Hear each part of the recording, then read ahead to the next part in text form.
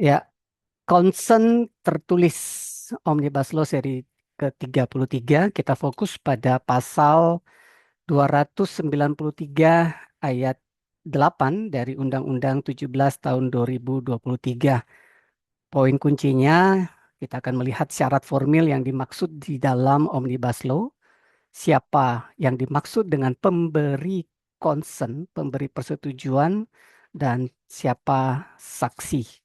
Ada dua kata kunci yang eh, menjadi highlight sesi ini, yaitu disaksikan, ditandatangani, dan disaksikan. Ditandatangani dan disaksikan. Kita baca bersama normanya di dalam Omnibus Law kita. Persetujuan tertulis melakukan tindakan pelayanan kesehatan sebagaimana dimaksud pada ayat 1 sampai dengan ayat 7 ditandatangani oleh pasien atau yang mewakili dan disaksikan oleh salah seorang tenaga medis atau tenaga kesehatan. Teman-teman, secara terminologi, kalau dulu sebelum Omnibus Law, kita mengenalnya dengan istilah PTK, Persetujuan Tindakan Kedokteran. Ya, sebagaimana diatur lebih lanjut di dalam Permenkes 290 tahun 2008. Nah, di dalam rezim Omnibus Law, persetujuan tindakan kedokteran itu diperluas maknanya menjadi persetujuan tindakan pelayanan kesehatan. Artinya, yang kita kenal dengan istilah informed consent selama ini oleh dokter, pasca Omnibus Law berarti saat ini informed consent itu tidak hanya oleh dokter, boleh dilakukan oleh tenaga kesehatan. Yang penting namanya adalah tindakan pelayanan kesehatan, bukan lagi bukan lagi tindakan kedokteran, ya. Jadi form teman-teman selama ini SPO-nya sebaiknya disesuaikan, ya. Saya baca kembali. Persetujuan tertulis melakukan tindakan pelayanan kesehatan sebagaimana dimaksud pada ayat 1 sampai dengan ayat 7 ditandatangani oleh pasien atau yang mewakili dan disaksikan oleh salah seorang tenaga medis atau tenaga kesehatan. Sekali lagi ini norma utama pagi ini. Consent tertulis, persetujuan tertulis. Ada dua syarat formil yang ditulis di dalamnya. Satu, proses ditandatangani dan disaksikan. Kata kuncinya di situ. Nanti kita bedah satu-satu frasa demi frasa. Nah, syarat formil ini mutlak atau bersifat kumulatif. Ya.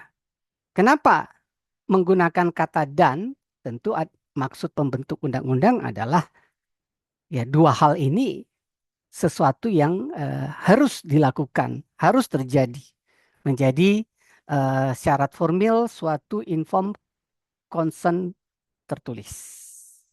Ya, nah kita kilas balik sebentar bagaimana consent di lapangan. Ya, selama ini kita seolah-olah, walaupun saya yakin yang mengikuti hukum kesehatan sudah lebih paham tentunya ya. Selama ini kebanyakan ya seolah-olah form lembar consent itu yang penting ada tanda tangannya.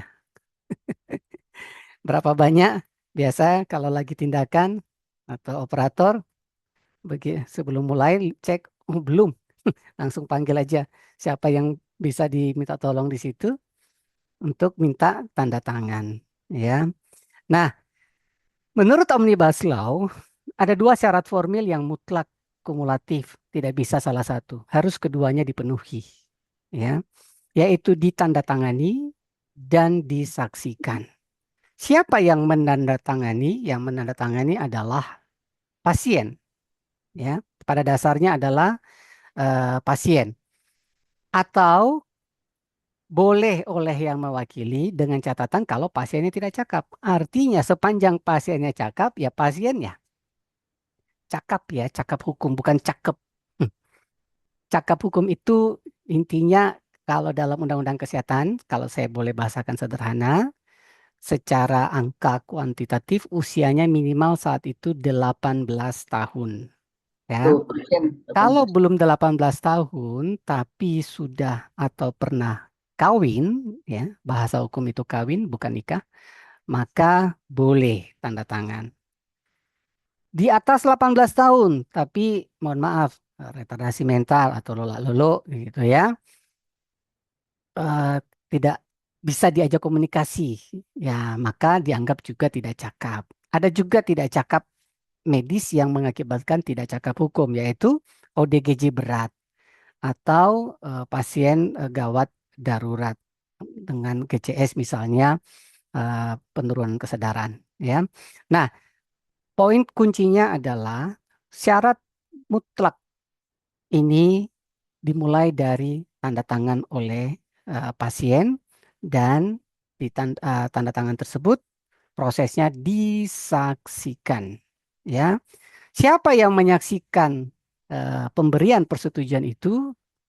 Secara tekstual Omnibus Law disebut oleh satu orang saja, salah satu. Boleh namet saja atau nakes saja, ya. Conjunction yang digunakan di situ adalah kata atau, ya. Tidak diwajibkan harus dua, ya. Satu orang saja yang menyaksikan, ya. Salah satu, salah seorang namet atau nakes. Artinya boleh enggak sih inform consent itu ditandatangani disaksikan oleh nakes tanpa hadirnya dokter? Ya, kalau letter luck tekstualnya yes, boleh. Ya, nanti kita lihat lebih jauh interpretasi gramatikal. Saksi yang menyaksikan, yang melihat, mendengar langsung itu tidak sama dengan yang memberi persetujuan, memberi konsen. Pemberi konsen itu adalah pasien atau yang mewakili, ya. Oke, sekarang kita bedah lebih dalam. Ditandatangani oleh. Ini tertulisnya ditandatangani, bukan tanda tangan. Beda kan ya? Kalau tanda tangan ya, ya intinya saya sudah lihat, oh ada tanda tangannya. Kalau ditandatangani, maknanya proses perbuatan penandatanganan itu yang dilakukan oleh pemberi konsen, dalam hal ini pasien atau yang mewakili. Nah, pasien atau yang mewakili tetap karena ini terkait dengan hak otonom, hak yang melekat pada diri seseorang, maka pasienlah yang diutamakan. Ya. Wakilnya boleh enggak? Boleh, bila pasien tidak cakap seperti yang saya sebutkan tadi, ya, tidak cakap hukum, ya, tidak cukup berkompeten untuk memahami dan memutuskan. Kemudian ada kata dan, sekali lagi conjunction dan, kalau ada dua unsur dipisah itu bermakna harus, apalagi ini dimaknai sebagai syarat formil ya, harus kumulatif atau bersama-sama. Disaksikan oleh konsen tertulis yang ditandatangani tadi, ya, harus berlangsung dengan saksi. Siapa saksi? Ya, pemahaman hukum tentang saksi itu intinya yang melihat, mendengar, mengalami langsung suatu peristiwa hukum. Ya, informed consent itu peristiwa hukum ya, artinya peristiwa yang diatur, ditentukan oleh hukum. Itu bukan peristiwa yang biasa-biasa saja. Nah, segala sesuatu yang bersifat peristiwa hukum itu sebaiknya disaksikan, ya, menurut kaidah hukum. Ya. Salah seorang namet atau nakes. Siapa yang menyaksikan? Secara term disebut salah seorang. Artinya salah seorang, namet saja boleh enggak tanpa hadirnya nakes? Boleh. Nakesnya saja tanpa hadirnya namet boleh tidak? Boleh. Ya, jadi secara tekstual gramatikal, yes, cukup satu saksi. But kalau kita bicara peristiwa hukum, di ujungnya hukum itu kan pengadilan. Di dalam pengadilan itu inti utama pengadilan itu kan pembuktian. Pembuktian itu menggunakan alat-alat bukti. Nah, kerap saya katakan pembuktian sederhana yang minimal teman sejawat ingat adalah 2T kan ya, tuliskan dan testiskan. Testis artinya saksi dalam bahasa Latin. Ada prinsip hukum unus testis, nullus testis. Satu saksi bukanlah saksi. Ya, satu biji bukan testis. Ya, artinya secara gramatikal tidak boleh disalahkan juga kalau yang bertanda tangan atau yang menyaksikan itu cuma satu orang. Nah, ini sebenarnya poinnya ini terutama bagi para penilai. Ya, baik di rumah sakit dengan komite etik hukumnya, Dewan Etik Perhimpunan, MDP, aparat mesti memahami ini secara normatif, jelas, tidak ambigu. Cukup salah satu saja sebenarnya yang menyaksikan. Tidak harus dua. Ya. Cuma kalau kita berpikir hukum, berpikir pembuktian, sejak awal kita harus pikirkan saksi yang kira-kira mudah diterima oleh hukum, yaitu minimal dua. Itu hal yang lain lagi. Syarat formil satu hal, pembuktian itu hal yang lain. Nah, ketika kita menilai hanya syarat formil, bisa enggak dibuktikan? Kalau cuma satu saksi, tetap bisa. Cuma lebih sulit. Kalau memang kita bisa mudahkan sejak awal pembuktiannya, ngapain sih dipersulit? Semoga cukup jelas pembedanya ya. Soal syarat formil cukup satu, tapi untuk kepentingan pembuktian sebaiknya dua. Siapa yang berwenang memberi consent? Ya, ini kalau saya bikin algoritmanya, dimulai dengan pertanyaan, apakah pasien cakap untuk memberi persetujuan? Ya, lihat usia, lihat status kawin, lihat kondisi mental, lihat kondisi klinis. Jika pasien cakap, maka prioritaskanlah pasiennya yang menandatangani. Berapa banyak kita pasien yang akan dilakukan operasi, seksio misalnya. Bumilnya masih sadar, masih cakap baik, tapi yang tanda tangan adalah suami atau keluarga yang mendampingi. Mulai sekarang prioritaskanlah pasiennya. Ya. Kalau pasien tidak cakap, baru yang mewakili. Ya. Jadi hadirnya suami atau keluarga tidak otomatis menggantikan pasien yang masih cakap. Ya, teman-teman dokter gigi, cabut gigi ya, sakit gigi itu katanya lebih parah dari sakit hati ya gitu ya. Tetapi sepanjang dia masih bisa untuk sign, bisa menjelas apa, bisa memahami ini, ya dialah yang lebih dahulu gitu ya. Oke, apa yang tidak diwajibkan? Nah, jangan kita mewajibkan sesuatu yang tidak diwajibkan oleh hukum. Bedakan kata seharusnya dengan sebaiknya. Kalau kita mengatakan seharusnya, itu secara norma, itu memang ada imperatif, ada makna wajib tertulis di dalam teks peraturan perundang-undangan.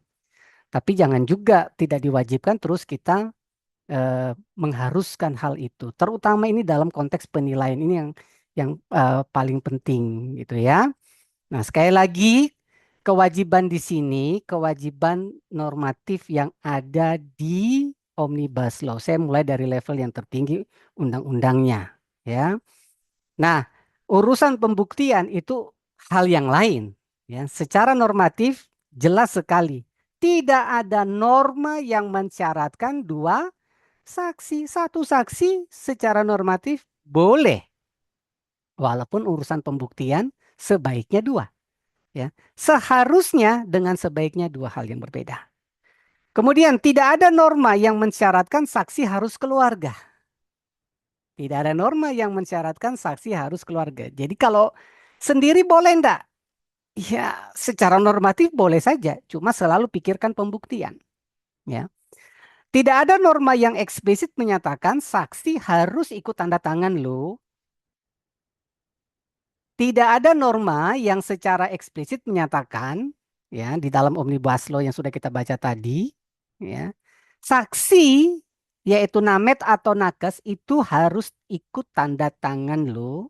Tidak ada. Jadi hati-hati dalam menilai aspek formalitas konsen tertulis ini, ya. Tidak ada norma juga yang mewajibkan dokter atau operator untuk tanda tangan. Loh, tidak ada norma dalam Omnibus Law yang kita baca tadi yang mewajibkan dokter atau operator untuk tanda tangan. Jadi, kata kuncinya norma eksplisit, eksplisit ya, yang tertulis secara tekstual, gramatikal. Konsen tertulis itu intinya ditandatangani dan disaksikan. Nah, interpretasi sistematis ya, tetap ada kewajiban penjelasan ya. Ada kewajiban penjelasan ini yang paling penting sebenarnya ya. Apa bukti kalau sudah dijelaskan? Tadi tulisan testis itu hal yang lain bicara pembuktian ya. Tapi yang kita bahas sebelumnya adalah bicara formnya, bentuknya. Itu cuma tanda tangan dan eh, saksi ya. Nah, dalam semua peraturan itu selalu ada pengecualian. Ya, there is no rules without exception. Jadi ketajaman kita melihat ventilasi normatif itu sangat penting dalam pembelaan saya. Nah, ini saya terima kasih sama sejawat yang kapan hari saya memberikan materi concern. Kemudian ada yang menanyakan terkait pasal 9 ayat 2 Permenkes 290 ayat 2008. Saya baca kembali teksnya. Dalam kotak tertulis penjelasan, penjelasan. Sebagaimana dimaksud pada ayat 1, dicatat dan didokumentasikan dalam berkas rekam medis oleh dokter atau dokter gigi yang memberikan penjelasan dengan mencantumkan tanggal, koma, waktu, koma, nama, koma, dan tanda tangan. Pemberi penjelasan dan penerima penjelasan. Pertama, kita lihat dulu. Norma ini ada di dalam Permenkes 2008. Jauh sebelum Omnibus Law. Secara term pun juga Permenkes ini itu judulnya Persetujuan Tindakan Kedokteran. Terbatas untuk dokter. Sementara Omnibus Law adalah persetujuan tindakan pelayanan kesehatan lebih luas daripada dokter. Lebih luas daripada tenaga medis. Itu yang pertama. Yang kedua, apakah Permenkes ini masih berlaku walaupun belum dicabut? Yes, masih berlaku. But substansinya tidak boleh bertentangan dengan apa yang ada di Omnibus Law. Itu prinsip. Ya, di pasal 453 Omnibus Law sudah disebutkan seperti itu. Nah, kita mesti bedakan yang dimaksud dengan Permenkes ini itu adalah penjelasannya yang didokumentasikan. Ya, tidak sama dengan tanda tangan persetujuan. Ya. Ini dua hal yang terkait walaupun berbeda. Memang nanti ini tergantung form yang kita buat. Ya, saya ulangi. Kalau kita menjelaskan, itu memang ditandatangani. Idealnya sih ada form penjelasan. Ya. Tetapi persetujuannya saja itu tidak harus ikut ditandatangani oleh dokternya.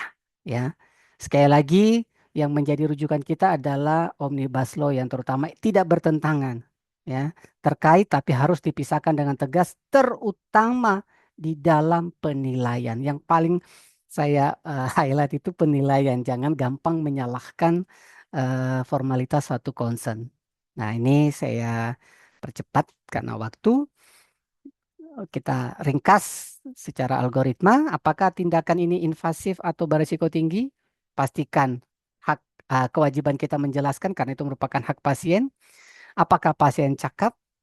Pasienlah yang memberikan konsen. Jika tidak cakap, siapa yang mewakili? Konsen tertulis itu ditandatangani dan disaksikan oleh salah seorang named atau sebagai ringkasan ayat 8 dari pasal 293 Omnibus Law menetapkan dua formalitas mutlak suatu konsen tertulis, yaitu ditandatangani dan disaksikan. Pasien yang cakap itulah pemberi konsen utama. Yang mewakili boleh mengganti hanya bila pasien tidak cakap. Saksi salah seorang, Named saja atau Nakes saja. Dua, lebih bagus enggak? Lebih bagus dalam konteks pembuktian, tetapi tidak salah kalau cuma satu. Undang-undang tidak eksplisit mewajibkan saksi ikut tanda tangan dalam form consent. Tanda tangan tidak menggantikan proses penjelasan. Saya kira demikian yang bisa saya sampaikan. Kita masuk dalam diskusi maupun tanggapan. Saya stop share. Bapak Ibu sejawat sekalian yang memungkinkan untuk buka kamera, saya izinkan untuk ambil gambarnya sebelum kita masuk dalam diskusi tanggapan. Setelah ini saya bagikan juga materinya di kolom chat ya. Oke, ada 3 slide rupanya saya izin ambil. Satu, dua. Silakan tahan sebentar.